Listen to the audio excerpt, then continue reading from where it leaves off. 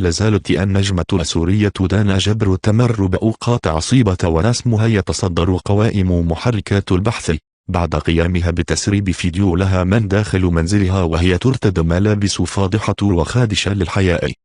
والجديد أن رواد مواقع التواصل الاجتماعي قد تداولوا اليوم صورة تظهر فيديوهات دانا جبر التي عرفها الجميع بإثارة الجدل سواء من خلال الصور أو التصريحات الجريئة على موقع إباحي المعروف، فيما قالوا آخرون أن الفيديوهات كاذبة ولا علاقة للفنانة دانا جبر بها، وأن البعض من المتابعين قد استغل اسمها من خلال وضعها على الفيديوهات حتى يتم تحقيق نسبة الكبيرة من المشاهدات.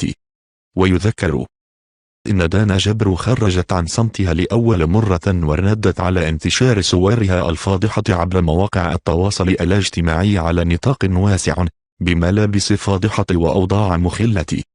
وقالت دانا في لقاء مع الإعلامي السوري حمد الدرع: ليس مهما ما هو الذي تم سرقته من هاتفي، المهم هو. وتابعت دانا: للأسف لا أعلم لماذا كلما تطورت في عمل وجدتهم يتحدثون عن أمر آخر لا علاقة له بعملي بل بجمال كأنثى الله خلقها جميلة لها ناسها وجمهورها الذي يحبها.